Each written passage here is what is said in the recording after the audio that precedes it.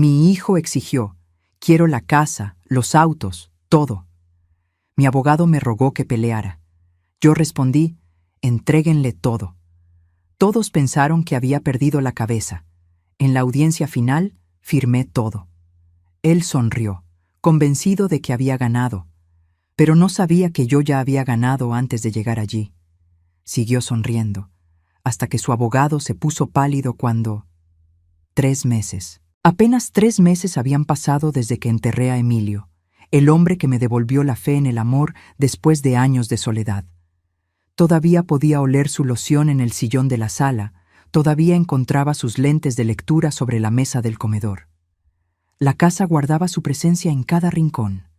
El reloj de péndulo que restauró para mí seguía marcando las horas, con ese tic-tac que ahora me recordaba que el tiempo sin él avanzaba demasiado lento. Era un martes por la tarde cuando escuché el motor de una camioneta detenerse frente a mi casa. Desde la ventana de la cocina, donde preparaba café con canela, como Emilio me había enseñado, vi a mi hijo Rodrigo bajarse. No venía solo. Valeria, su esposa, caminaba detrás de él con esos tacones que siempre me parecieron demasiado altos para una simple visita familiar. Pero había alguien más, un hombre con traje gris, portafolio de piel en mano. Mi corazón se aceleró. Algo en la rigidez de sus posturas me advirtió que esta no sería una visita de cortesía. Abrí la puerta antes de que tocaran. Rodrigo entró sin besarme la mejilla, sin el «¿Cómo estás, mamá?», de siempre. Sus ojos esquivaron los míos. «Mamá, necesitamos hablar», dijo con una voz que intentaba sonar firme, pero que yo, su madre, reconocí como insegura. «Te presento al licenciado Mauricio Solís». El hombre del traje extendió su mano. La estreché por cortesía, aunque mis entrañas ya presentían el golpe. Se sentaron en la sala. Valeria eligió el sillón de Emilio, ese donde él leía el periódico cada mañana. Verla ahí me dolió más que cualquier palabra que pudieran decir.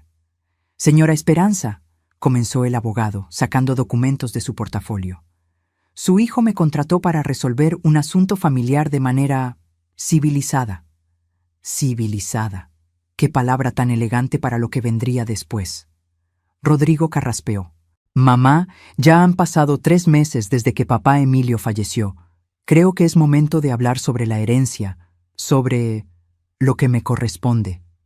Si quieres seguir descubriendo historias de vida reales que tocan el corazón, suscríbete al canal y activa la campanita, porque a veces las mejores lecciones vienen de donde menos lo esperas». Lo miré fijamente.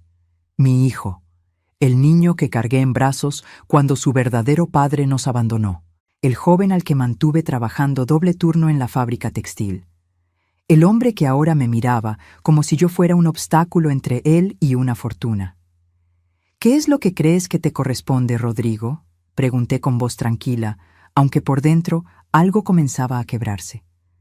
Valeria se inclinó hacia adelante, con esa sonrisa que ella creía dulce, pero que a mí siempre me pareció calculada. «Suegrita, entendemos que estás pasando por un duelo difícil. Por eso venimos con una propuesta justa». «¿Justa?», repetí. El licenciado Solís desplegó los papeles sobre la mesa de centro. «Básicamente, señora, su hijo solicita la casa, las 2 camionetas y una compensación económica de 500,000 pesos por los años de inversión familiar». El silencio que siguió fue tan denso que podía escucharse el tic-tac del reloj de péndulo. Cada segundo martillaba en mis sienes. «Mamá», continuó Rodrigo, esta vez sin mirarme a los ojos, «tú ya estás mayor. Esta casa es demasiado grande para ti sola. Las camionetas ni las usas. Y seamos honestos, no puedes administrar todo esto por tu cuenta». Administrar. Como si 25 años trabajando, ahorrando cada peso, construyendo un patrimonio de la nada, no me hubieran enseñado a administrar. «Podemos buscarte un departamento bonito», añadió Valeria con esa voz empalagosa. «Algo más cómodo para tu edad, un lugar donde no tengas que preocuparte por el mantenimiento. Hay residencias muy bonitas para personas de la tercera edad donde estarás bien atendida». residencias, asilos. Me estaban sugiriendo que me fuera a morir a un asilo mientras ellos se quedaban con todo lo que Emilio y yo construimos. Sentí algo caliente subir por mi garganta. No era llanto, era furia. Pero algo en mí me dijo: espera, escucha, aprende quiénes son realmente.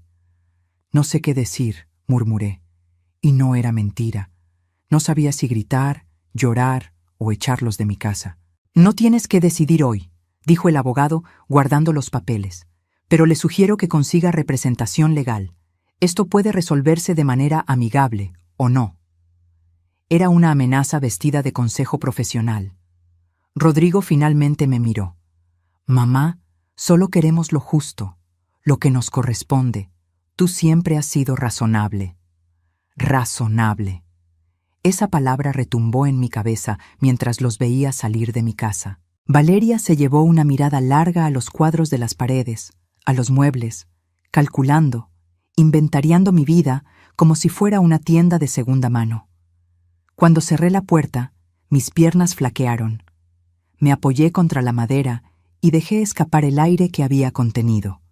El aroma del café con canela llenaba la cocina, pero ya no me provocaba. Me acerqué a la ventana y los vi subirse a la camioneta. Rodrigo dijo algo que hizo reír a Valeria. Reían.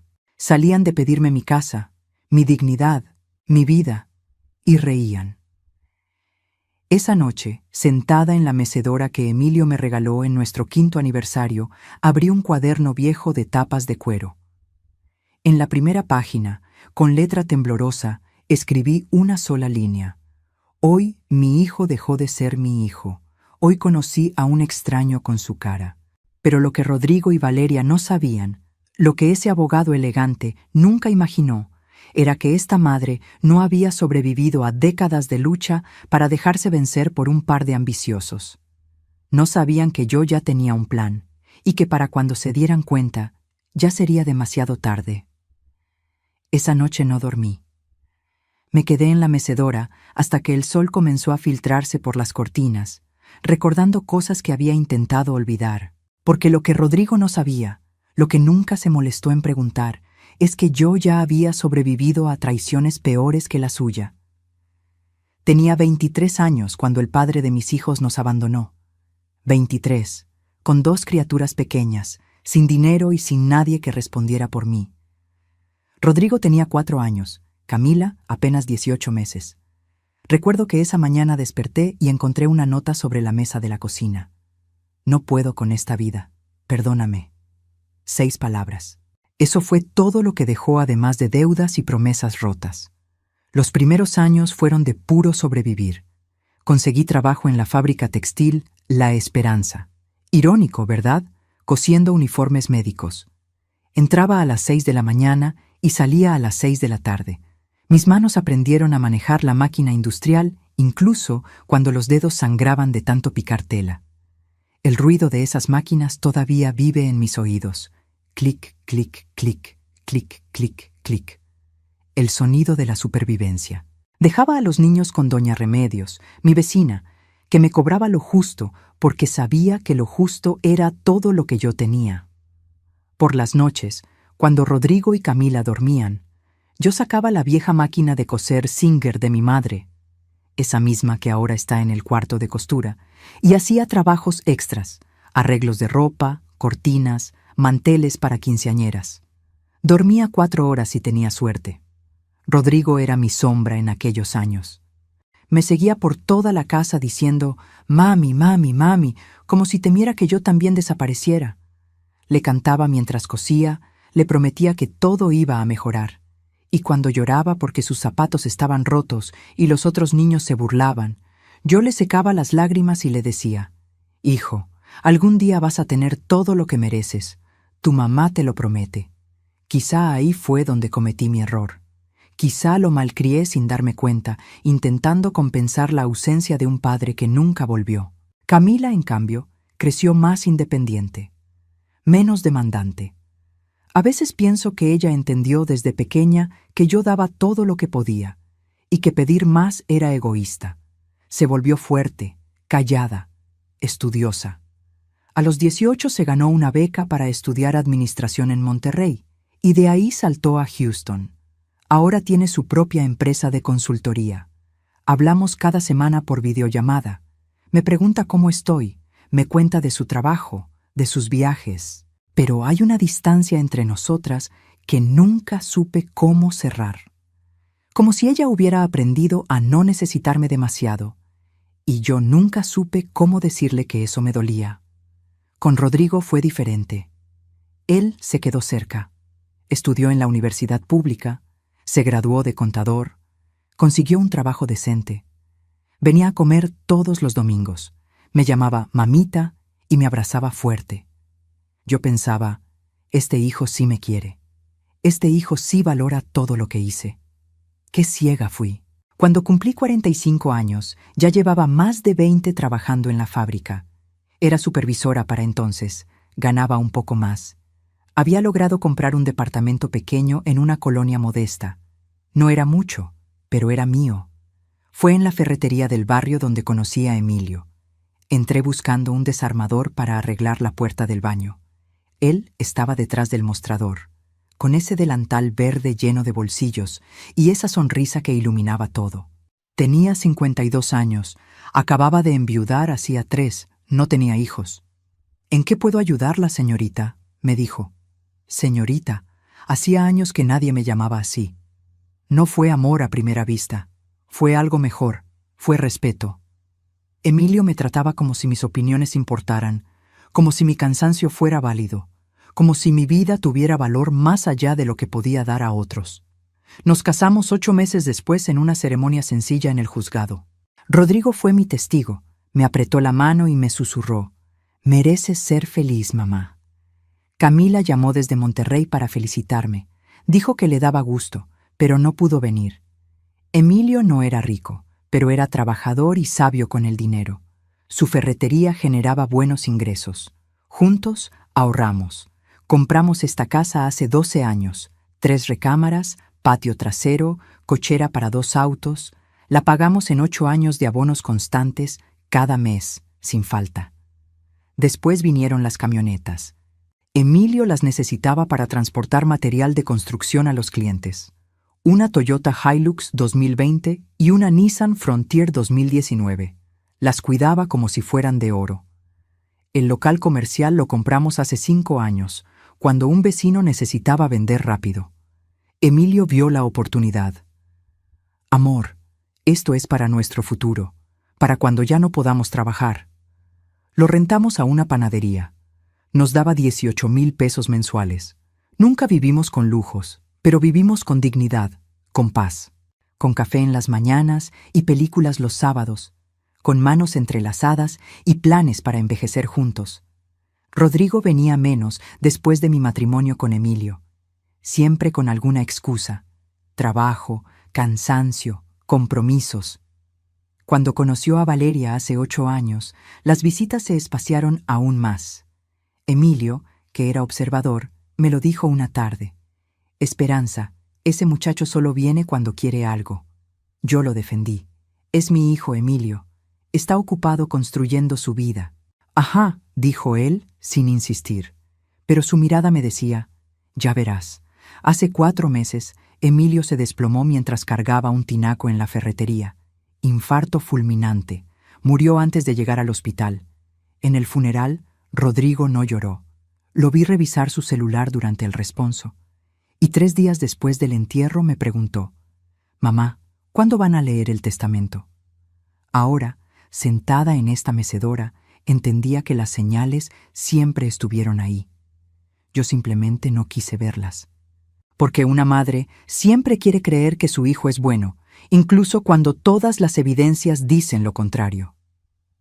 Los préstamos comenzaron sutilmente.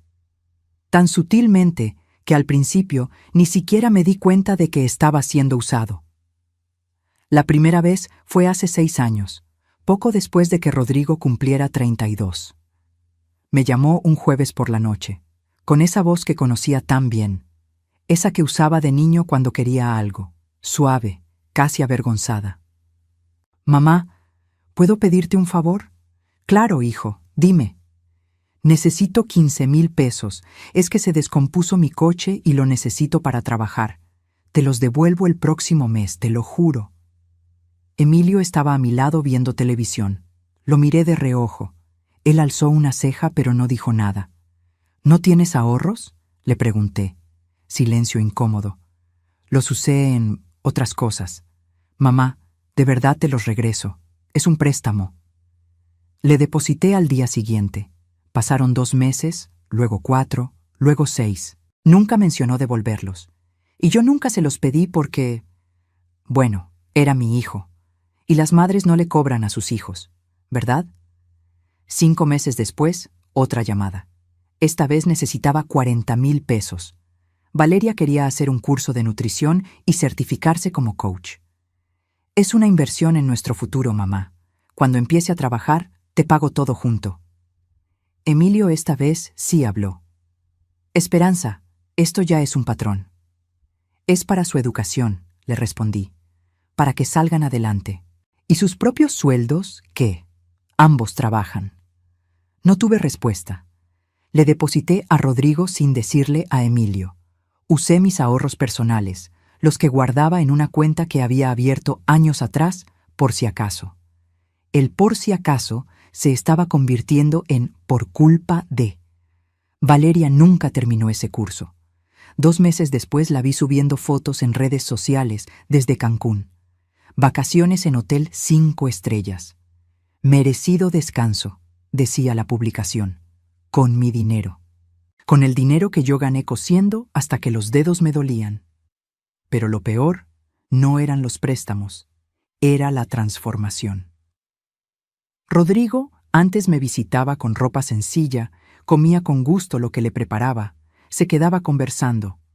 Después de Valeria, todo cambió. Llegaba con camisa de marca, revisando constantemente su celular, comiendo poco porque estamos cuidando la figura. Las conversaciones se volvieron superficiales. Ya no me preguntaba cómo estaba. Hablaba de negocios que quería emprender, de viajes que quería hacer, de la casa que quería comprar. Siempre quería, nunca daba. Una tarde, Valeria vino sola a visitarme. Traía una sonrisa que no le llegaba a los ojos. «Suegrita, necesito pedirte un consejo de mujer a mujer», dijo, sentándose en el borde del sillón como si mi casa le diera asco. «Dime». Rodrigo y yo estamos pensando en comprar una casa. Algo bonito, ¿sabes? En una zona decente, pero los enganches están carísimos. Necesitaríamos unos 85,000 pesos. Ahí estaba, el verdadero motivo de su visita. ¿Y sus ahorros?, pregunté. Suspiró teatralmente. «Ay, suegrita, todo está tan caro. El gimnasio, la gasolina, la comida orgánica que necesito para mi salud, usted sabe cómo es». No, no sabía. Yo había criado 2 hijos con frijoles y tortillas y estaban perfectamente sanos. «Valeria, esa cantidad es... Solo sería un préstamo», me interrumpió. «Rodrigo tiene un buen trabajo. Les pagaremos en mensualidades. Piénselo como una inversión en el futuro de su hijo, en sus futuros nietos». Nietos. Usó esa palabra como anzuelo, y yo, tonta de mí, mordí. Le presté los 85,000 pesos. Emilio se enteró cuando revisó los estados de cuenta. «¿En qué estás pensando, Esperanza?», me dijo, no con enojo sino con preocupación genuina. «Ese dinero era para emergencias, para tu operación de la vista que tienes pendiente. Mi hijo lo necesita. Tu hijo gana bien, su esposa también. Lo que necesitan es aprender a administrarse. Emilio, tú nunca tuviste hijos, no entiendes». Me arrepentí al instante de esas palabras. Vi el dolor cruzar su rostro. «Tienes razón», dijo quedamente.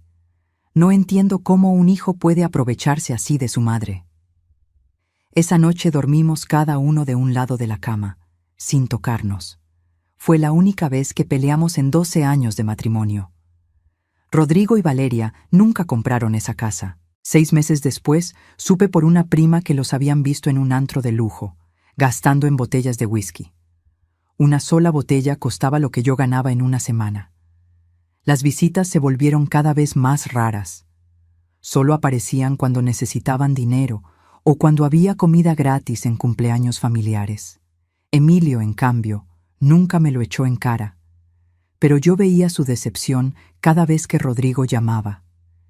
Él sabía lo que venía: otra petición, otro préstamo que nunca sería pagado. Un mes antes de morir, Emilio me llevó a desayunar a nuestro café favorito. Pidió chilaquiles verdes. Yo, hot cakes con miel. Comimos en silencio unos minutos hasta que él dejó el tenedor y me tomó la mano. Esperanza, amor mío, necesito decirte algo y no quiero que te enojes. Dime, ese muchacho, Rodrigo, lo veo diferente. Tiene una dureza en los ojos que no tenía antes. Y esa mujer con la que se casó, ella lo está cambiando. O peor, está sacando lo que siempre estuvo ahí. Quise defenderlo, pero las palabras no salieron. Escúchame bien, continuó Emilio, apretando mi mano. Cuando yo ya no esté, no digas eso. Cuando yo ya no esté, repitió firmemente, ten cuidado. He puesto todo a tu nombre en el testamento porque confío en ti. Pero desconfía de quienes solo aparecen cuando hay algo que obtener. 3 semanas después, Emilio estaba muerto. Y 2 meses después de eso, Rodrigo estaba en mi sala con un abogado, exigiéndome entregar todo lo que Emilio me dejó. Ahí, sentada en la mecedora, sumando los préstamos nunca devueltos, las señales ignoradas, las advertencias desatendidas, llegué a una cifra: 140,000 pesos que le había dado a mi hijo en nombre del amor. Amor. Qué palabra tan maltratada. Emilio tenía razón. Siempre tuvo razón. Y yo, ciega de amor maternal, no quise ver que mi hijo ya no era el niño que me seguía diciendo «Mami, mami, mami». Era un extraño que había aprendido que su madre era un cajero automático que nunca decía que no. Pero eso estaba por cambiar. Las llamadas empezaron al día siguiente de aquella reunión con el abogado. Primero fue Rodrigo a las 8 de la mañana. «Mamá, ¿ya pensaste en lo que hablamos? No, buenos días. No, ¿cómo amaneciste?» Solo directo al punto, como si yo fuera un negocio pendiente en su agenda. Rodrigo, apenas pasó un día. Es que mientras más tardemos, más complicado se pone todo. El licenciado Solís dice que es mejor resolverlo rápido, sin tanto drama. Drama. Él llamaba drama a mi dolor por Emilio, a mi confusión por su traición. Necesito tiempo para pensar. ¿Tiempo para qué, mamá? La casa está a tu nombre, las camionetas también. Solo tienes que firmar unos papeles y listo. Todos felices. Todos, menos yo. Colgué sin despedirme. Mis manos temblaban mientras preparaba café. El aroma me reconfortaba, me devolvía a las mañanas con Emilio, cuando el mundo todavía tenía sentido. A las 10, mensaje de Valeria por WhatsApp. Suegri, te mando unas opciones de departamentos preciosos. Mira este, tiene elevador y todo. Perfecto para ti. Abrí las imágenes. Departamentos de 50 metros cuadrados en zonas alejadas del centro. Uno estaba junto a una avenida ruidosa. Otro en un edificio que parecía a punto de derrumbarse. El más bonito costaba 1,200,000 pesos, en una zona donde los asaltos eran noticia semanal. Mi casa valía 4,800,000 pesos. Querían que cambiara mi hogar por una caja de cerillas. No respondí. Pero Valeria no se daba por vencida fácilmente. A las 2 de la tarde, otra llamada de Rodrigo. Mamá, Valeria me dice que no le contestas. Estoy ocupada. ¿Ocupada en qué? Mamá, ya no trabajas. ¿Qué tanto puedes estar haciendo? Esa frase me cayó como balde de agua fría, como si mi vida sin trabajo no tuviera valor. Como si mis días cuidando la casa, recordando a Emilio, existiendo, fueran nada. ¡Rodrigo! Mira, necesitamos hablar en serio. Voy para allá. No, yo... Demasiado tarde. Ya había colgado. Llegó a las 3:30. Esta vez traía carpetas, más documentos. Se sentó en el comedor sin que lo invitara, esparció los papeles sobre la mesa donde Emilio y yo desayunábamos cada mañana. Mira, mamá, hice números. Sacó una calculadora. La casa vale aproximadamente 4,800,000 pesos según el catastro. Las camionetas juntas, unos 980,000. El local comercial que rentan, 2,100,000. Eso da un total de 7,880,000 pesos. Escucharlo hacer cuentas con el patrimonio que Emilio y yo construimos con sacrificio me revolvió el estómago.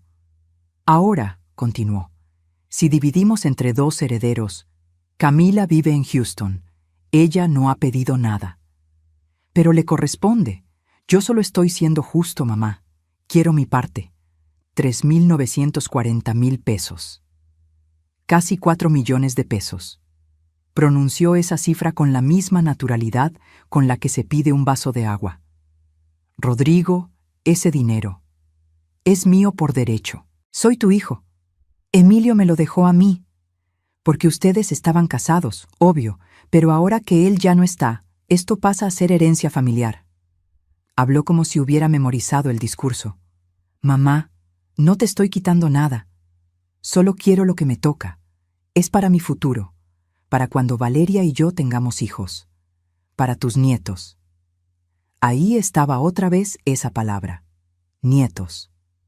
Como si secuestrar mi corazón de abuela fuera la estrategia. ¿Y yo con qué vivo? Con tu pensión, con lo que te quede. Puedes vender el local, quedarte en un lugar más pequeño. Mamá, tienes 67 años. ¿Para qué quieres tanto espacio?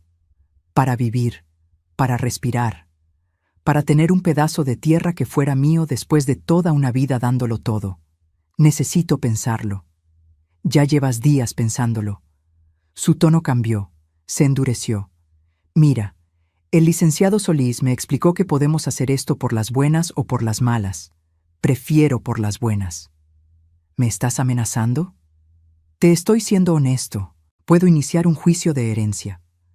Tardará años, te costará abogados, te llenará de estrés. ¿Quieres eso? ¿A tu edad? Mi edad. Otra vez usando mi edad como debilidad. Saqué mi cuaderno de tapas de cuero, ese donde escribía las cosas importantes. Anoté la fecha y la hora de esta conversación. Rodrigo me miró extrañado. ¿Qué haces? Tomar notas. Se me olvidan las cosas, ¿sabes? Por mi edad. No captó el sarcasmo. Las visitas se volvieron diarias. Rodrigo y Valeria aparecían sin avisar, siempre con nuevos argumentos, nuevas presiones. Una tarde llegaron con el licenciado Solís. Se sentaron los 3 frente a mí en la sala. Yo, sola en mi sillón. Ellos, formando una pared de exigencias. Señora Esperanza, comenzó el abogado con tono paternal que me irritó profundamente. He revisado el testamento de su esposo. Efectivamente, todo quedó a su nombre. Pero entienda que moralmente, parte de ese patrimonio debería pasar a sus hijos. Y mi hija no ha pedido nada. Porque ella tiene su vida resuelta en Estados Unidos, intervino Valeria. Pero Rodrigo vive aquí. Necesita apoyo, necesita oportunidades.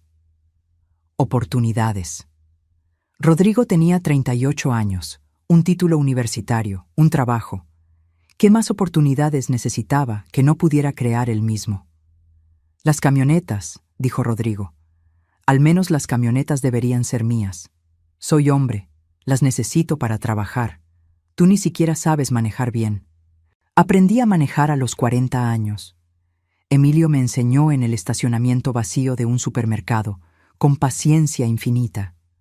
Ahora mi propio hijo me decía que no sabía hacerlo bien. Además, añadió Valeria con esa voz melosa que usaba para envenenar, suegrita, usted a su edad debería estar descansando, no preocupándose por mantenimiento de casas, pagos de predial, reparaciones. Eso es muy estresante. Le puede dar un infarto, como a don Emilio. Mencionó a Emilio. Se atrevió a mencionar a mi esposo muerto como advertencia. El licenciado Solís juntó las manos sobre su portafolio de piel. Señora, puedo iniciar los trámites legales hoy mismo, o podemos firmar un convenio de cesión voluntaria. Usted decide. Necesito consultar con mi propio abogado.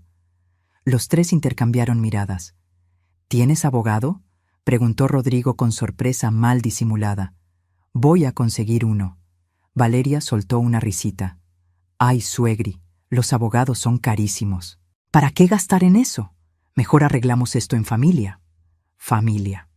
Qué ironía escuchar esa palabra de alguien que quería despojarme. Cuando se fueron, me quedé inmóvil en el sillón. La casa estaba en silencio. Un silencio pesado, amenazante. Caminé hasta la recámara y abrí el closet de Emilio. Su ropa todavía colgaba ahí. Enterré mi rostro en una de sus camisas y olí su esencia. Ya se estaba desvaneciendo. Emilio, susurré. ¿Qué hago? Pero Emilio no estaba. Y yo estaba sola enfrentando a un hijo que había aprendido a verme como un obstáculo. Esa noche recibí un mensaje de Rodrigo a las 11. Mamá, de verdad piénsalo bien. No querrás que esto termine mal. Te quiero. Te quiero. 2 palabras que antes me llenaban el corazón.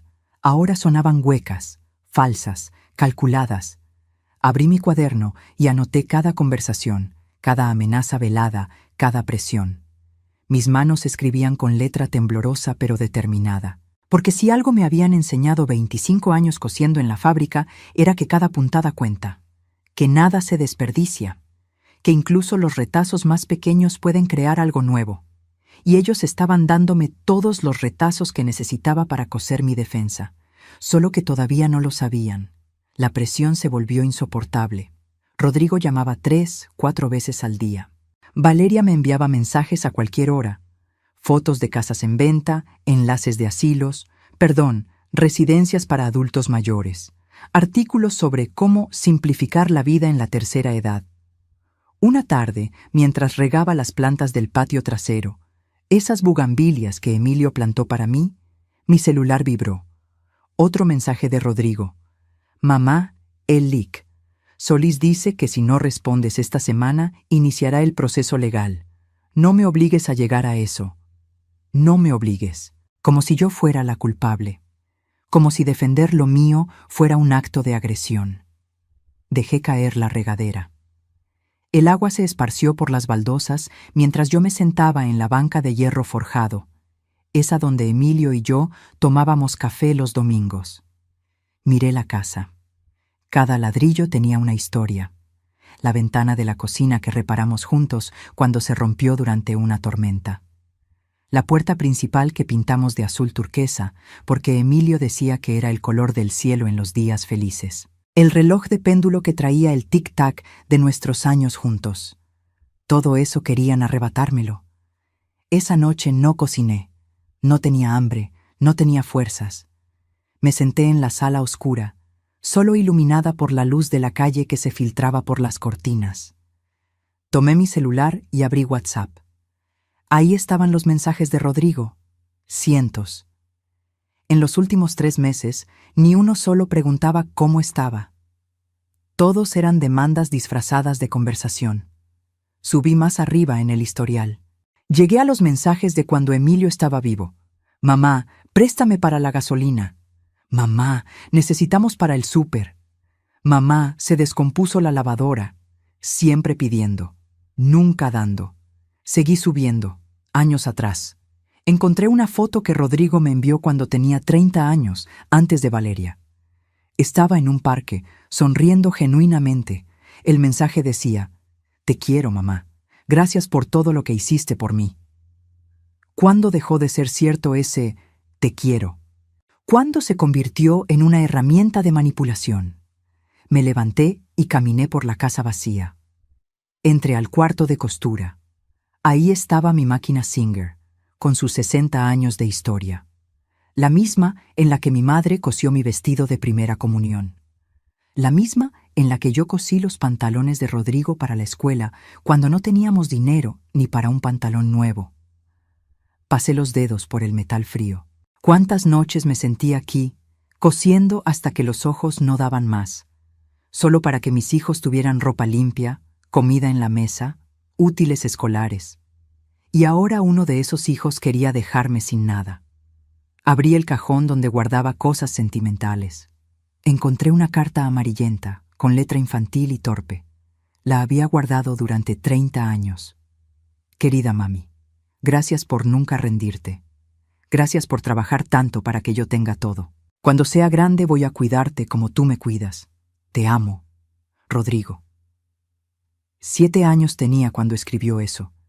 7 años y un corazón puro. ¿Qué pasó con ese niño? Las lágrimas llegaron entonces, silenciosas primero, luego violentas. Lloré por el hijo que perdí, por el hombre que amé y que ahora estaba muerto, por la vejez que me estaban convirtiendo en un campo de batalla. Lloré hasta que no quedó nada, hasta que mi cuerpo era solo un cascarón vacío en el piso del cuarto de costura, rodeado de recuerdos que dolían más que cualquier golpe físico. El celular vibró. Levanté la vista. Mensaje de Valeria. Suegri, encontré el depa perfecto, solo 1,100,000 pesos. Con eso que le den por la casa, le alcanza y le sobra para vivir tranquila. ¿Lo vemos mañana? Vivir tranquila, en 50 metros cuadrados, después de haber construido un hogar de 180 metros. Otro mensaje, ahora de Rodrigo. Ya deja el drama, mamá. Solo firma y todos felices. Drama. Esa palabra me hizo reaccionar. Me sequé las lágrimas con el dorso de la mano. Me levanté del suelo. Drama. Él llamaba drama a mi dolor, a mi pérdida, a mi resistencia. Caminé a la recámara. Abrí el cajón donde Emilio guardaba documentos importantes. Ahí estaba la tarjeta de su abogada, la licenciada Patricia Estrada. Por si algún día me necesitas, me había dicho Emilio. Es de confianza. Miré el reloj. Las 3 de la mañana. Demasiado tarde para llamar. Pero guardé el número en mi celular. Regresé a la sala. Me senté en el sillón de Emilio. Cerré los ojos y lo sentí cerca. Casi podía escuchar su voz. Amor, ser buena no significa ser tonta. Defenderte no te hace mala madre. Te hace digna. Abrí los ojos. En la pared, un cuadro que compramos juntos en un mercado de artesanías. Decía, esta casa se construyó con amor, se mantiene con esfuerzo y se defiende con dignidad. Dignidad. Tomé mi cuaderno de tapas de cuero. En una página nueva, con letra firme, escribí, ya lloré todo lo que tenía que llorar. Ahora es tiempo de actuar. Rodrigo quiere guerra disfrazada de amor filial. Le voy a dar una lección que nunca olvidará. Porque una madre verdadera no es la que da todo lo que le piden, es la que da lo que realmente necesitan. Y lo que mi hijo necesita es aprender que en esta vida se cosecha lo que se siembra. El amanecer me encontró todavía despierta, pero ya no estaba rota, estaba determinada. A las 9 en punto marqué el número de la licenciada Patricia Estrada. «Señora Esperanza», contestó con voz sorprendida. «¿Cómo está? Necesito su ayuda», dije con voz firme, «y necesito que nadie sepa que la contraté». Hubo un silencio del otro lado. Luego, «Cuénteme todo». Y así comenzó mi transformación, de víctima a estratega, de madre rota a mujer que recupera su poder. Rodrigo pensaba que me tenía vencida. No sabía que apenas estaba despertando a la luchadora que siempre fui. Patricia Estrada llegó a mi casa al día siguiente. No como abogada ostentosa, sino discreta. Se estacionó 2 cuadras más allá y caminó hasta mi puerta llevando solo un bolso, como si fuera una amiga de visita. Nos sentamos en el comedor. Le serví café y pan dulce. Ella sacó una libreta pequeña. «Señora Esperanza, cuénteme desde el principio». Y le conté todo. Los préstamos nunca devueltos, las presiones, las amenazas veladas, el abogado de Rodrigo, cada detalle que había anotado en mi cuaderno. Patricia escuchaba sin interrumpir, tomando notas ocasionales. Cuando terminé, dejó la pluma y me miró directo a los ojos. «¿Usted qué quiere hacer?».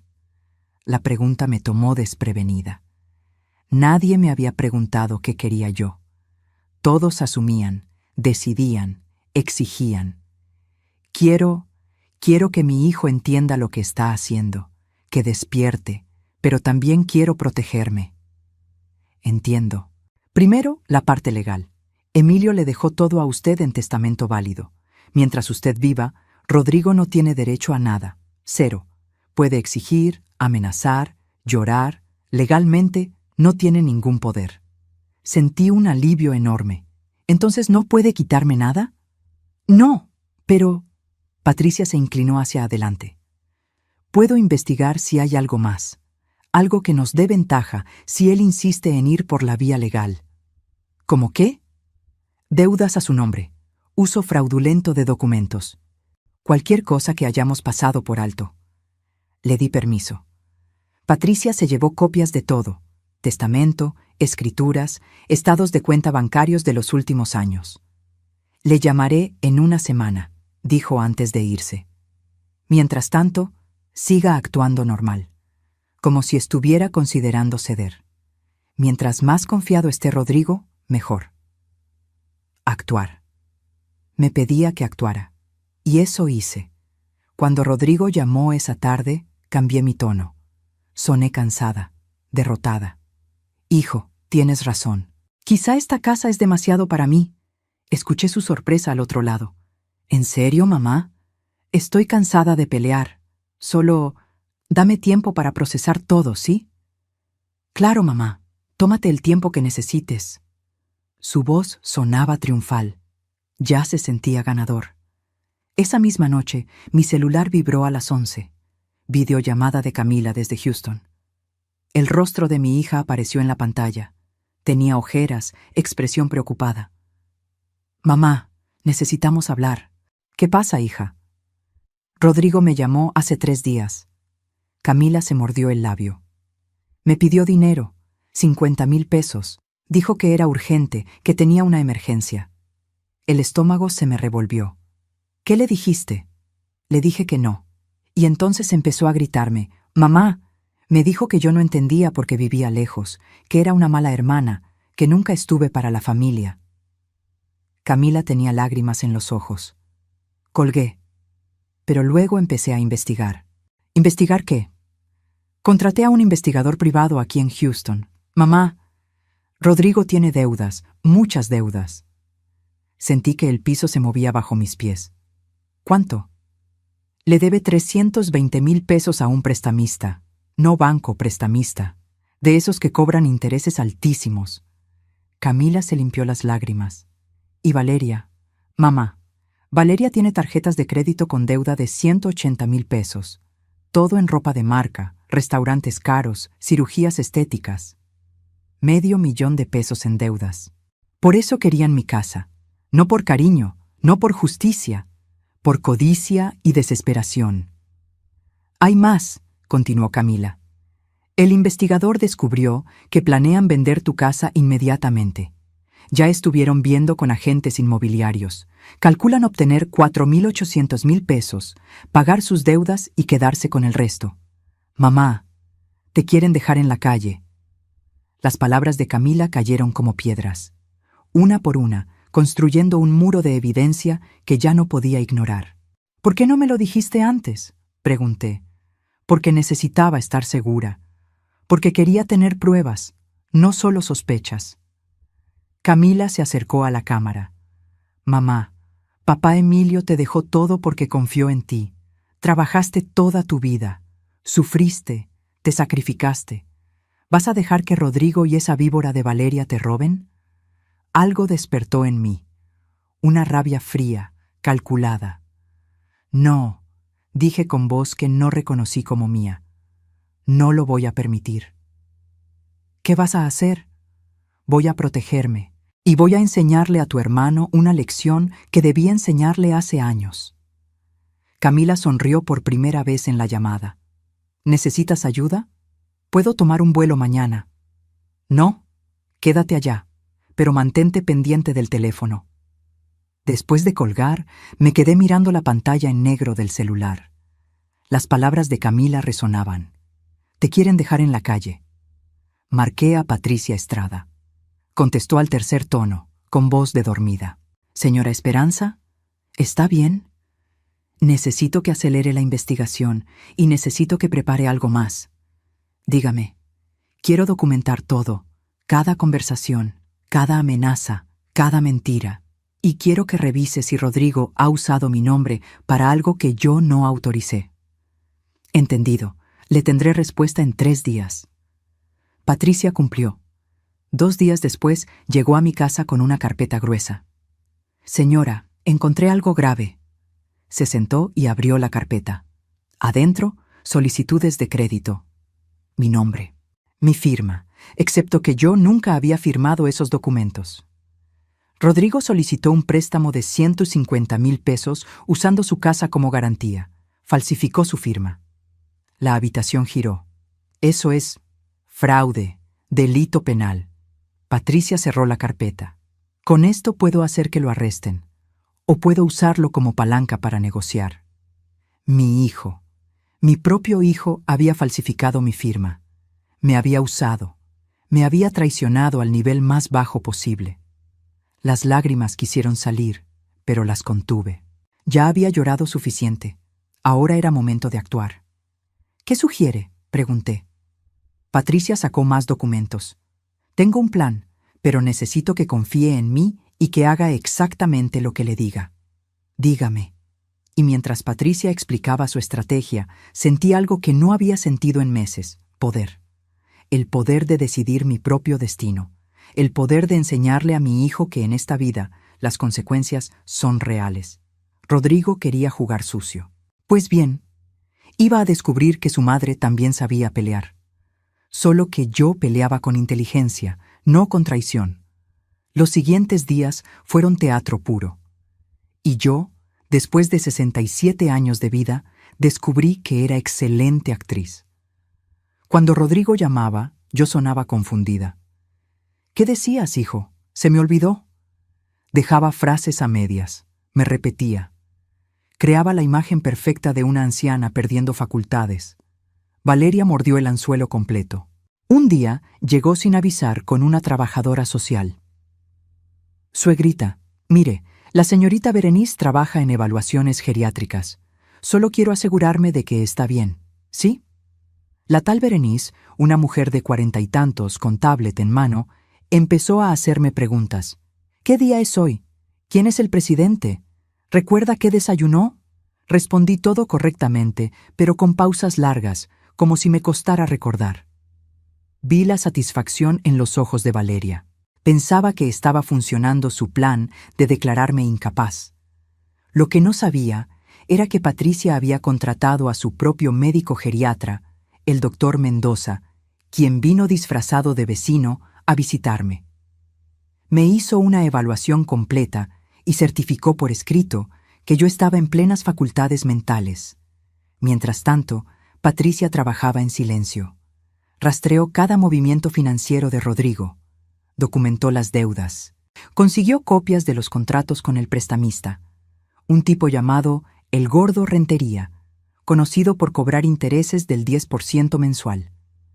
También descubrió algo más.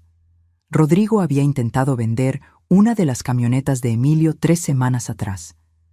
No pudo porque legalmente no era dueño, pero el intento quedó registrado. «Tenemos munición suficiente», me dijo Patricia en una reunión secreta en su oficina. Ahora viene la parte delicada. ¿Está lista para lo que sigue? ¿Qué sigue? Vamos a darle exactamente lo que pide. No entendí hasta que Patricia me explicó el plan completo. Era brillante, era arriesgado, era justicia poética en su máxima expresión. Primero, transferimos el local comercial a un fideicomiso irrevocable a nombre de Camila. El trámite se hizo en completo silencio. Rodrigo no sabía que ese bien ya no formaba parte del patrimonio que él quería. Segundo, Patricia preparó documentos detallando todas las deudas asociadas a los bienes. La casa tenía adeudos de predial que yo había dejado acumular intencionalmente, 680,000 pesos. Emilio había sacado una hipoteca años atrás para ampliar la ferretería. Quedaban 1,200,000 pesos por pagar. Las camionetas tenían multas de tránsito acumuladas por 95,000 pesos, cortesía de Rodrigo, quien las usaba sin permiso. Total de pasivos, más de 2 millones de pesos. Tercero, abrí una cuenta de inversión intocable y transferí 800,000 pesos. Dinero que Rodrigo nunca podría reclamar. Cuando él acepte los bienes, explicó Patricia, aceptará también las deudas. Legalmente, todo pasa a su nombre, inclusive los adeudos. ¿Y si se niega en el último momento? Entonces presentamos las pruebas de fraude. Enfrenta cargos penales y nunca ve un peso. Patricia sonrió. Es jaque mate sin importar que elija. Pero quedaba la parte más difícil: convencer a Rodrigo de que había ganado. Llamé a mi hijo un miércoles por la tarde. Rodrigo, ya tomé una decisión. ¿Sí, mamá? Su voz sonó ansiosa. Tienes razón, esta casa es demasiado para mí. Voy a aceptar. Dejé que mi voz sonara quebrada, vencida. Solo quiero que prometas cuidar las cosas de Emilio, él las quería mucho. Silencio. Luego, claro, mamá, claro que sí, voy a cuidar todo. Mentira. Pero yo también estaba mintiendo, así que estábamos a mano. Dile a tu abogado que prepare lo necesario, firmaré lo que haya que firmar. ¿En serio? No podía creer su suerte. En serio, estoy cansada de pelear. Cuando colgué, Patricia me miraba con admiración. Merece un Oscar. Los días siguientes fueron extraños. Rodrigo y Valeria me trataban con dulzura repentina. Ella me trajo flores. Él me llamó mamita otra vez. Como si al conseguir lo que querían, pudieran fingir cariño. Me invitaron a comer a un restaurante caro. Valeria pidió champán. Brindemos por nuevos comienzos, dijo alzando su copa. Yo alcé la mía, agua mineral con limón. Por las consecuencias de nuestras decisiones. No captaron el doble sentido. Durante la comida, Rodrigo habló de sus planes. Vender la casa inmediatamente, comprar un departamento más moderno en zona residencial, quizá un auto nuevo para Valeria. ¿Y yo? Pregunté suavemente. Tú vas a estar muy bien, mamá. Te buscaremos un lugar bonito. Pequeño, pero bonito. Pequeño. Esa palabra otra vez. En el camino de regreso, mirando por la ventana del carro, pensé en todas las veces que me levanté a las 5 de la mañana para llegar a tiempo a la fábrica. En las noches cosiendo hasta que los dedos sangraban. En los años de sacrificio. Y pensé, este hijo mío va a aprender la lección más cara de su vida, pero va a ser la más valiosa. Patricia programó la primera audiencia de mediación para el siguiente martes. Informó al licenciado Solís que yo estaba dispuesta a negociar.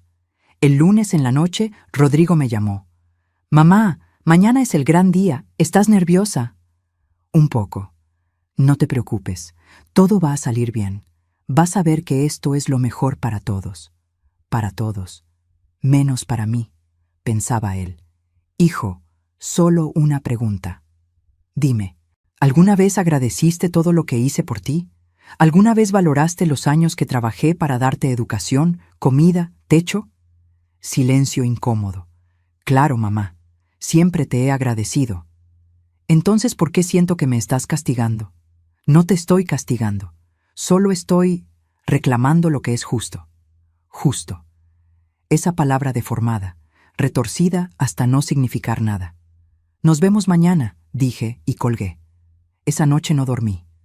No por miedo, sino por anticipación. Mañana Rodrigo creería que había ganado. Y yo lo dejaría creerlo. Hasta el momento exacto en que su mundo se derrumbara. El mediador era un hombre de unos 50 años, lentes gruesos, actitud neutral. La sala de mediación olía a café viejo y papeles legales. Ventanas grandes daban a un estacionamiento gris. Yo llegué primero con Patricia. Nos sentamos de un lado de la mesa larga de madera. Minutos después entraron Rodrigo, Valeria y el licenciado Solís. Traían sonrisas apenas contenidas. «Buenos días», saludó el mediador. «Soy el Licom Hernández. Estamos aquí para resolver amistosamente el tema de la herencia del señor Emilio Vázquez Moreno». Rodrigo se acomodó en su silla como si estuviera en una junta de negocios exitosa. Valeria revisaba sus uñas perfectamente arregladas. El lic. Solís abrió su portafolio y sacó documentos. «Mi cliente», comenzó Solís con voz formal, «solicita la distribución equitativa de los bienes dejados por el finado.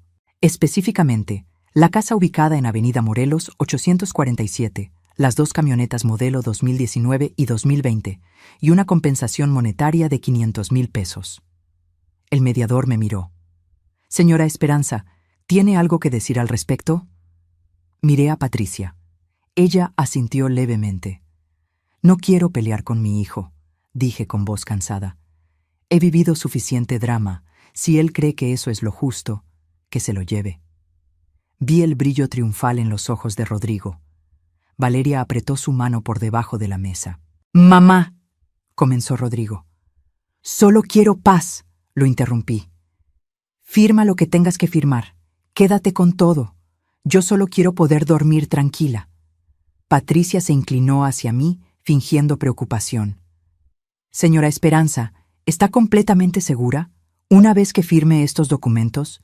«Estoy segura», dije firmemente. «Entréguenle todo a mi hijo». El LIC. Solís prácticamente saltó de su silla. «Excelente. Excelente decisión, señora. LIC. Hernández. Procedamos entonces». El mediador preparó documentos preliminares. Cesión voluntaria de bienes. Rodrigo los leía con avidez, casi sin respirar.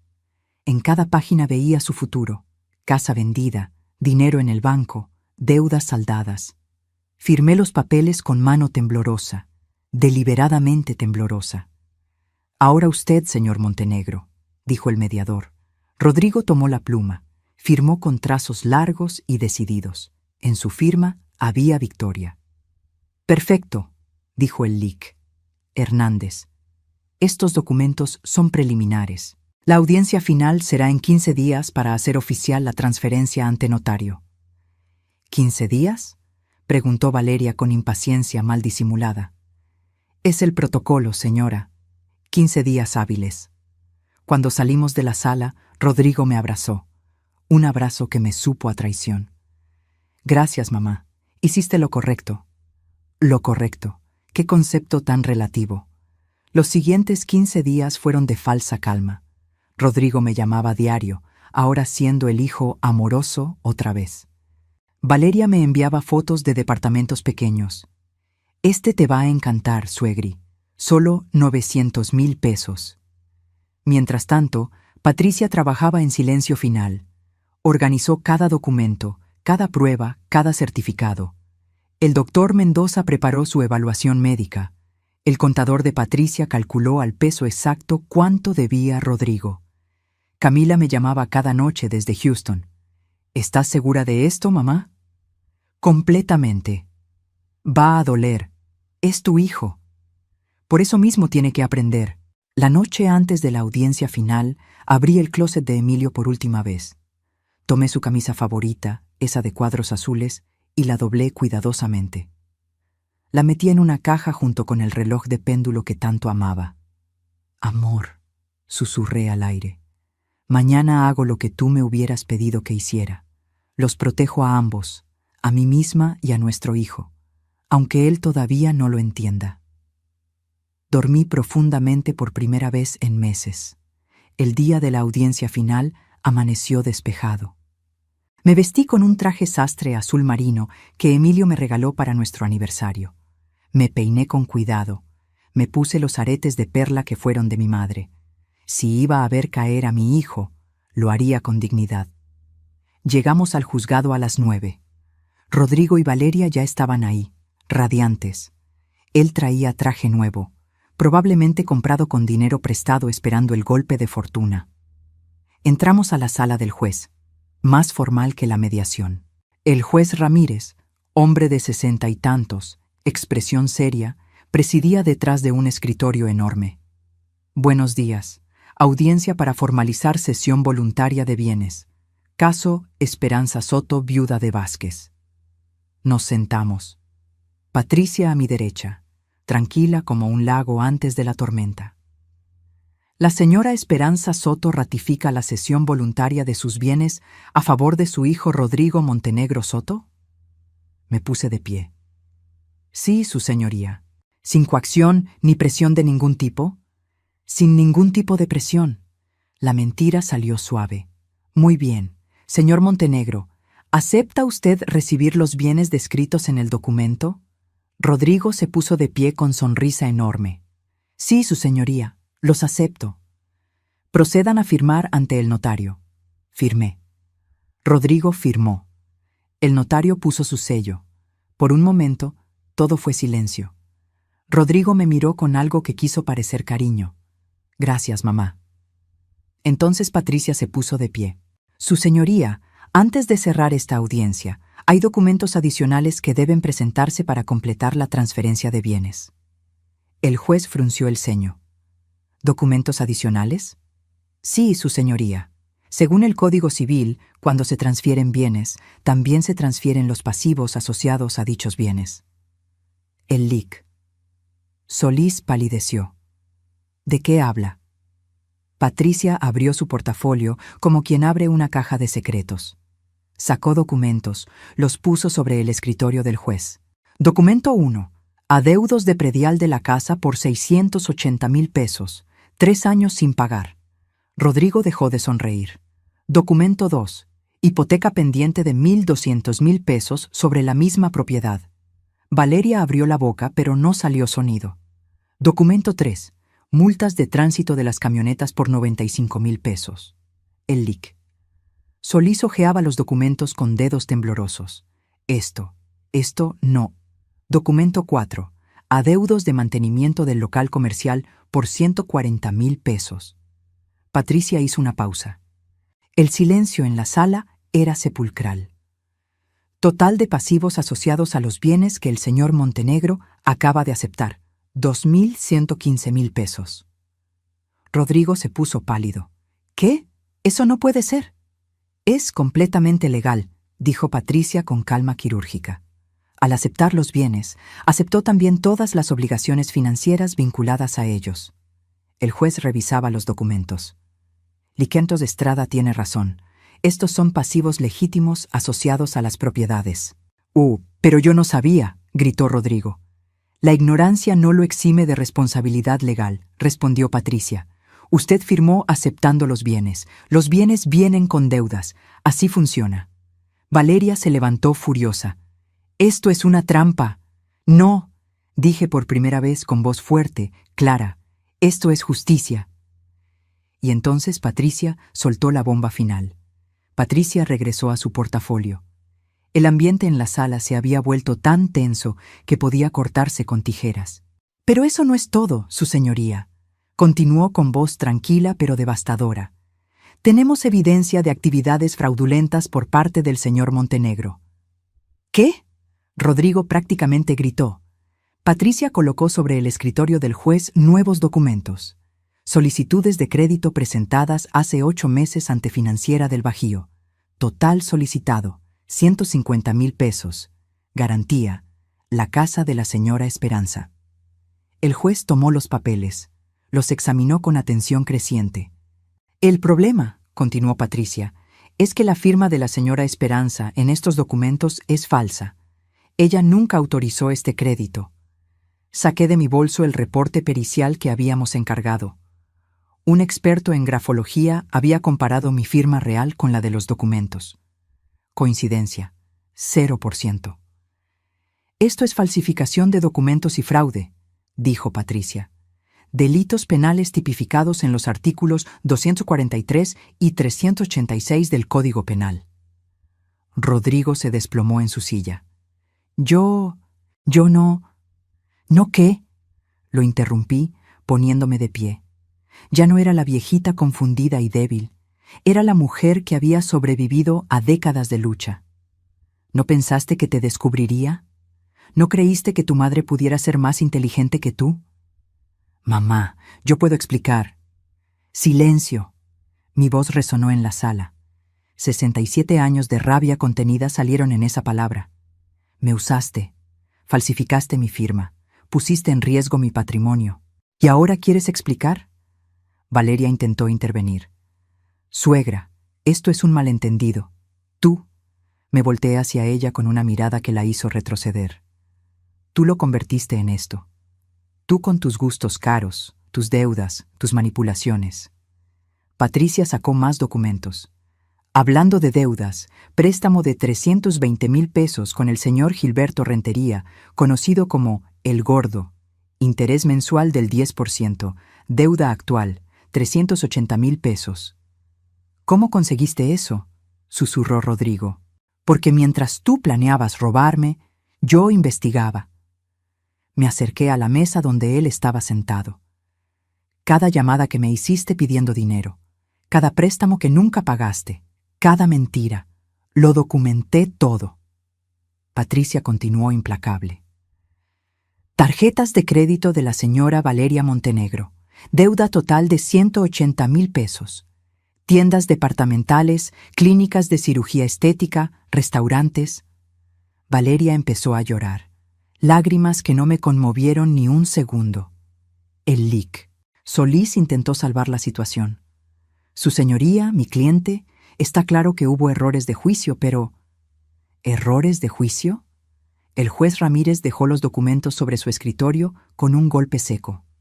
Aquí hay evidencia de fraude. Eso no es un error, es un delito.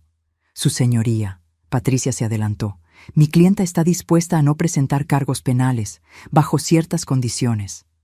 Rodrigo levantó la vista con esperanza desesperada. ¿Qué condiciones? Patricia sacó un nuevo documento. Acuerdo de renuncia total y absoluta a cualquier reclamo sobre la herencia de Emilio Vázquez Moreno. El señor Montenegro se compromete a 1. Renunciar a todos los bienes. 2. Pagar la suma de 50,000 pesos como compensación por el intento de fraude, en mensualidades de 5,000 pesos durante 10 meses. 3. Asistir a terapia familiar durante 1 año completo. Y 4. Agregué yo con voz firme, disculparse públicamente conmigo frente a toda la familia, reconocer lo que intentó hacer. Rodrigo me miró con ojos llenos de lágrimas. «Mamá». «No», lo detuve. «Ya no soy tu mamá conveniente. Soy la mujer a la que intentaste robar, a la que quisiste dejar sin nada, a la que tu esposa quería encerrar en un asilo».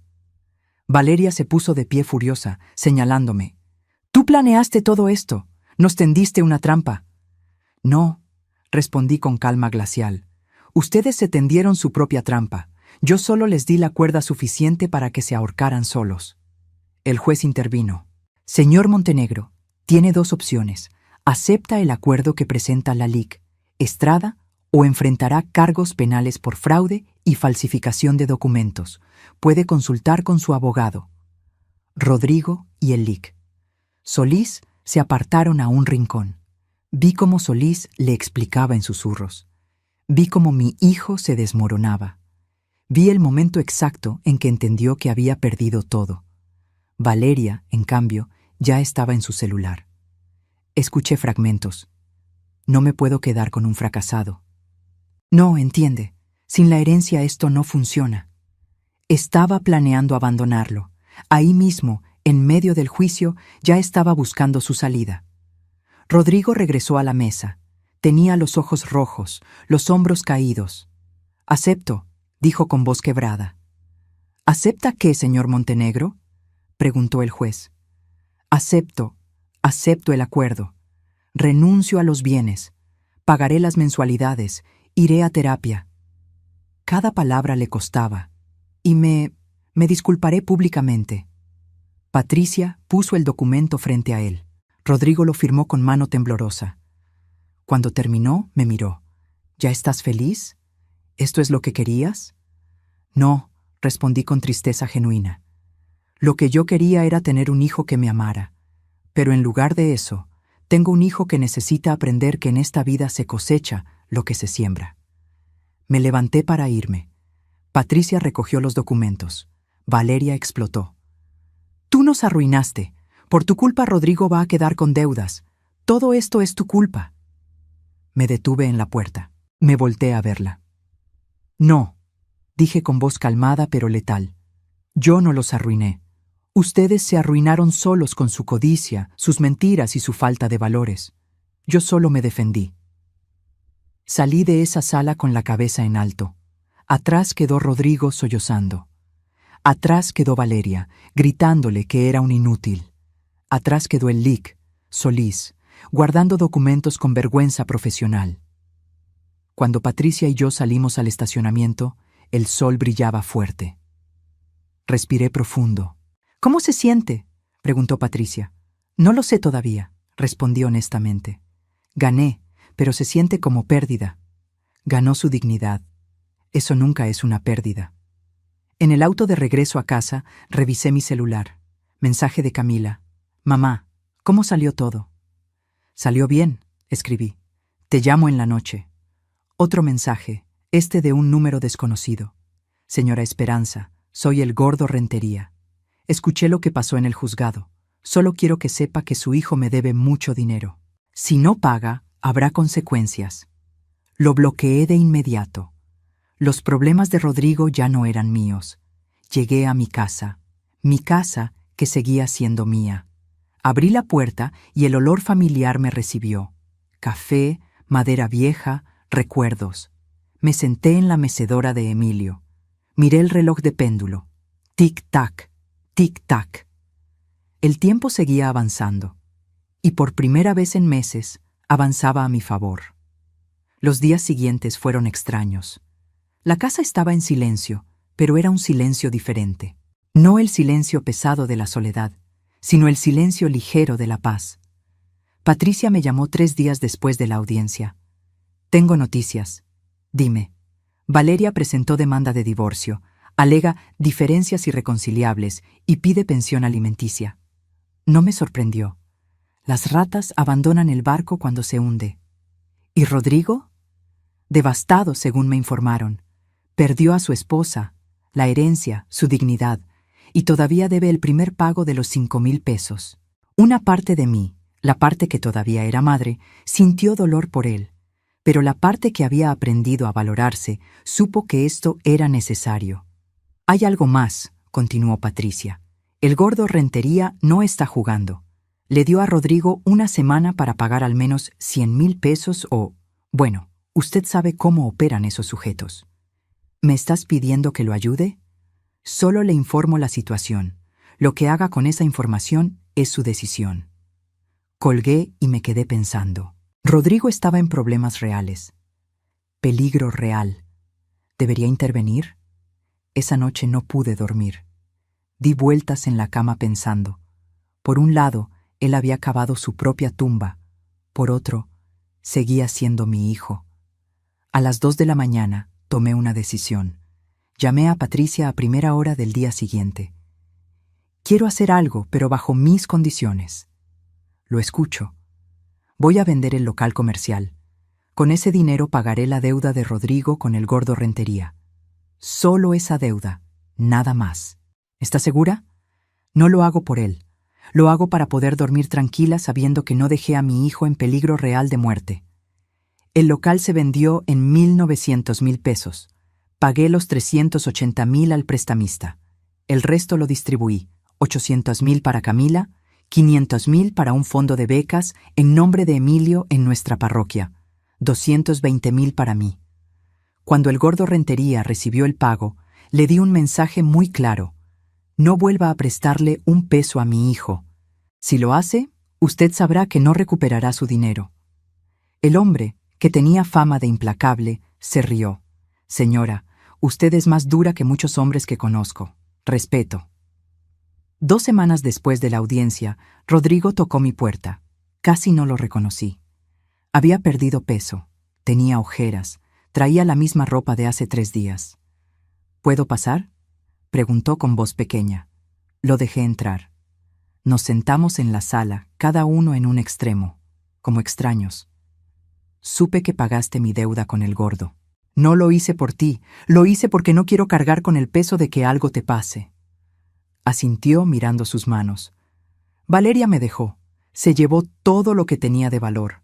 Hasta me vació la cuenta del banco. ¿Y vienes a que te compadezca? No. Vengo a intentar explicar.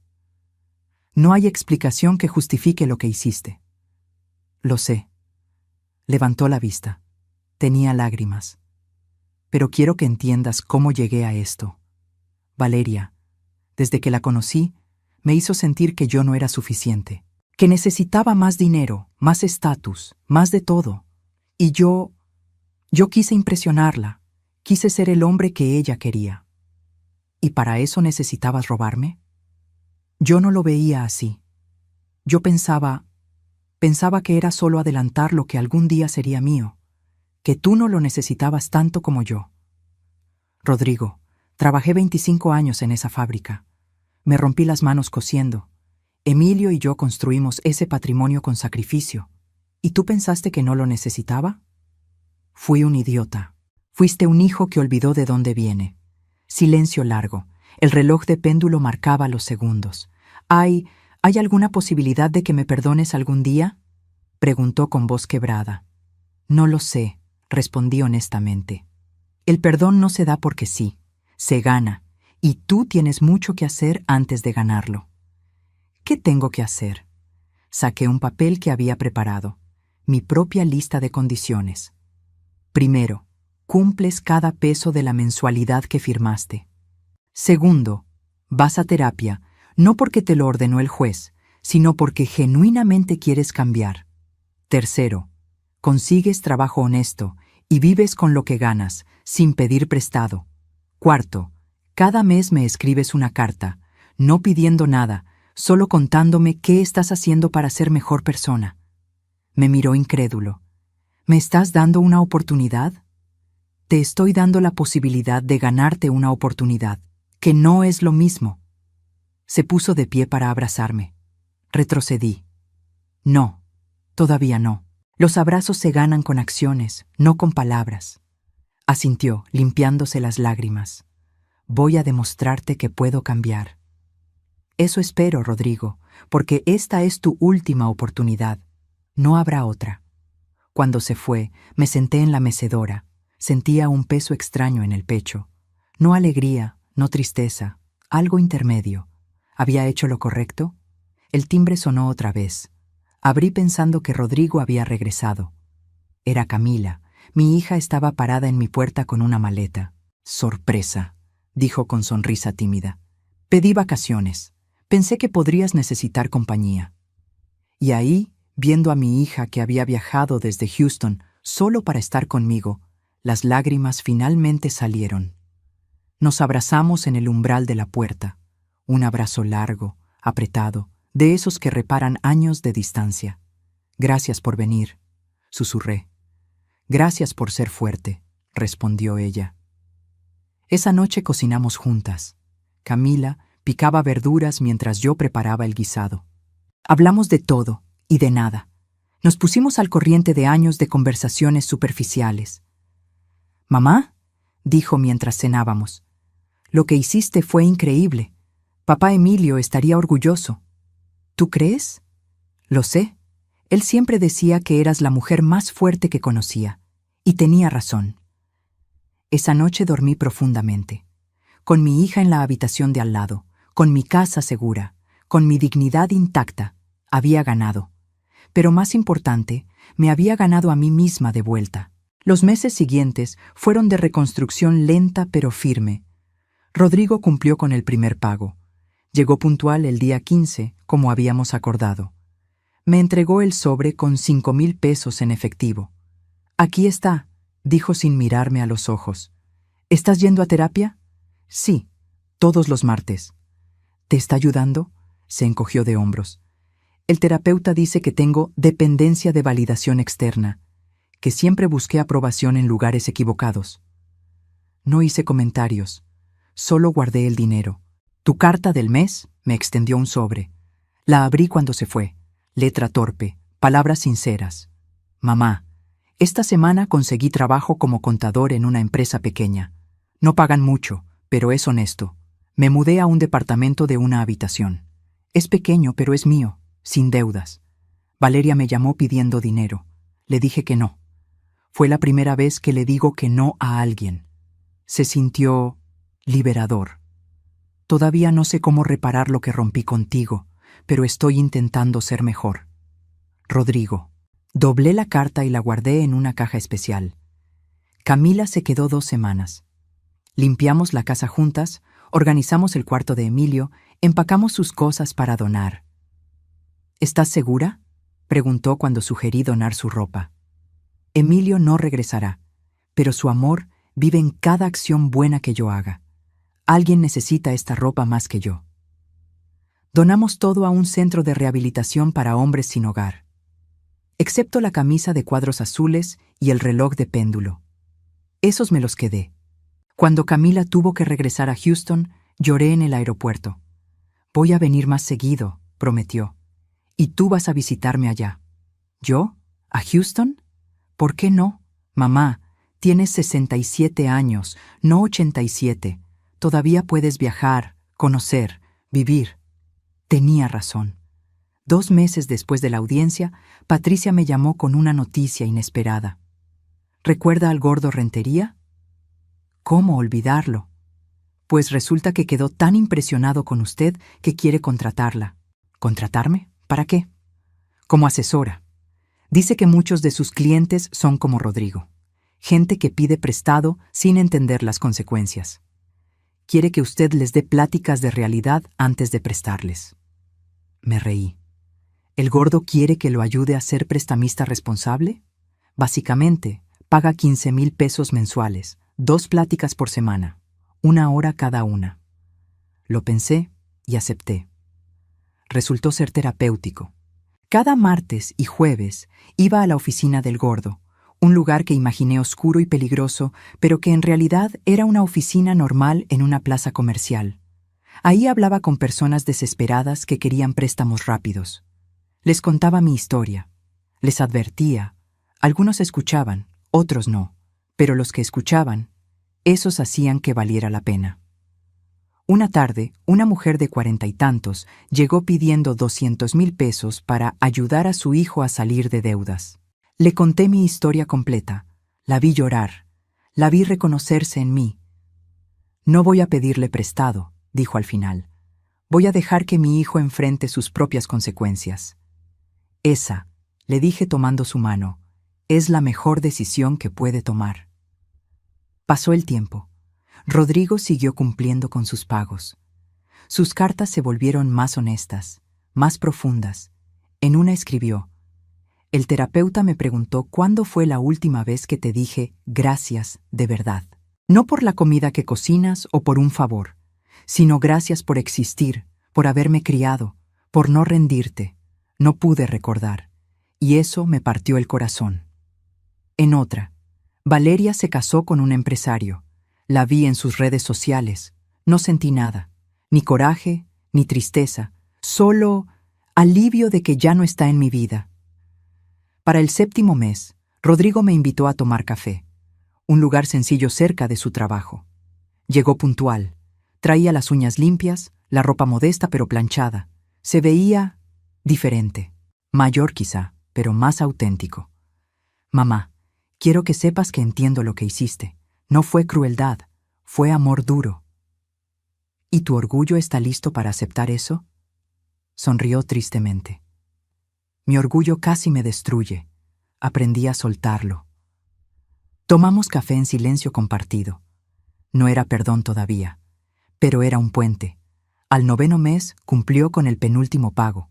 Solo faltaba uno. Cuando termine de pagar, dijo, ¿crees que podamos intentar ser familia otra vez? Depende, respondí. ¿Qué significa familia para ti ahora? Significa respeto. Significa estar presente sin pedir. Significa valorar los momentos, no las cosas. Entonces sí, podemos intentar. El día que hizo el último pago, lloró, no de tristeza, sino de liberación. Ya no te debo nada, dijo. Nunca me debiste dinero, Rodrigo. Me debiste respeto, y eso finalmente me lo estás dando. Ese día lo abracé. Por primera vez en casi un año, abracé a mi hijo. No era el mismo abrazo de antes. Era mejor, porque era real. Un año después de la audiencia, organicé una cena familiar pequeña. Camila voló desde Houston. Rodrigo vino solo, sin fantasías ni pretensiones. Cocinamos juntos. Los 3 en mi cocina, picando, guisando, riendo. En un momento, Camila y Rodrigo se miraron. Algo no dicho pasó entre ellos. Luego se abrazaron. Te extrañé, hermano, dijo Camila. Yo también, hermana. Durante la cena, alcé mi copa de agua mineral. Quiero brindar, dije. No por lo que perdimos, sino por lo que ganamos. Perdimos ilusiones, ganamos verdad, perdimos facilidad, ganamos carácter. Y sobre todo, aprendimos que el amor verdadero no es dar todo lo que te piden, es dar lo que realmente necesitan. Salud, dijeron los dos. Esa noche, después de que se fueron, saqué mi cuaderno de tapas de cuero. Leí la primera entrada. Hoy mi hijo dejó de ser mi hijo. Hoy conocí a un extraño con su cara. Debajo escribí una nueva línea. Y hoy, un año después, mi hijo volvió a ser mi hijo, pero mejor, porque tuvo que perderse para encontrarse. Cerré el cuaderno y miré el reloj de péndulo de Emilio. Tic-tac, tic-tac. El tiempo nos había sanado, y esa, comprendí, era la verdadera justicia poética. Hoy es domingo. Rodrigo viene a comer cada 15 días ahora. No todos los domingos como antes, porque entendió que la frecuencia no hace el cariño. La calidad sí. Esta mañana tocó mi puerta temprano. Traía margaritas, no rosas caras, margaritas silvestres que compró en el mercado. «Son tus favoritas», dijo con sonrisa tímida. Las tomé y las olí. Olían a simpleza, a honestidad. «Pasa». Hice café de olla. Nos sentamos en la cocina como lo hacíamos años atrás, cuando él todavía era mi niño que llegaba de la escuela con 1000 historias que contar. «¿Cómo va el trabajo?», pregunté. «Bien, me ascendieron a supervisor. No paga mucho más, pero es un reconocimiento. Me da gusto». «Mamá», dejó su taza sobre la mesa, «necesito decirte algo». Mi corazón se tensó. ¿Otra petición? ¿Otra necesidad?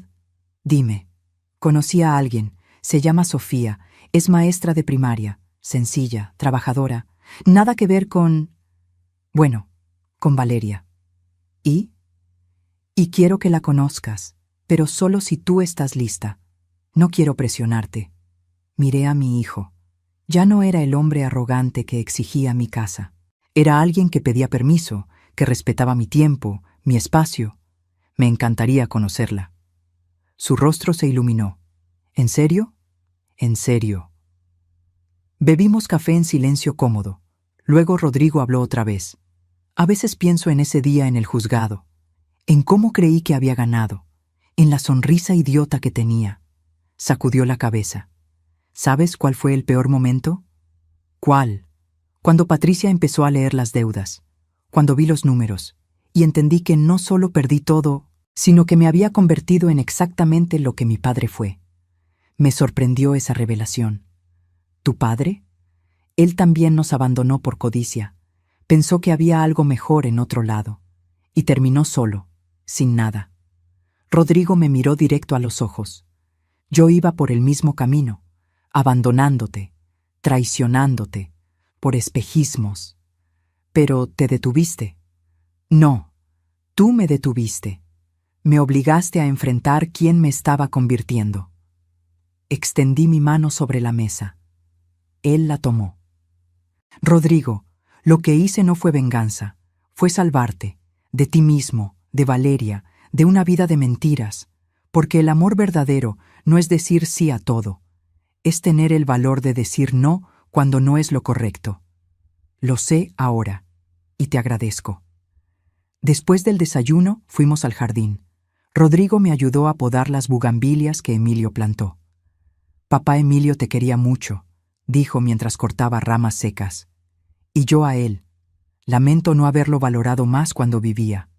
Valóralo ahora, viviendo como él te hubiera querido ver, honesto, trabajador, digno». Trabajamos en silencio. El sol calentaba suave. Los pájaros cantaban. Cuando terminamos, nos sentamos en la banca de hierro forjado. «Mamá, ¿me perdonaste?». La pregunta que había evitado por meses finalmente salió de su boca. «Sí», respondí después de pensar.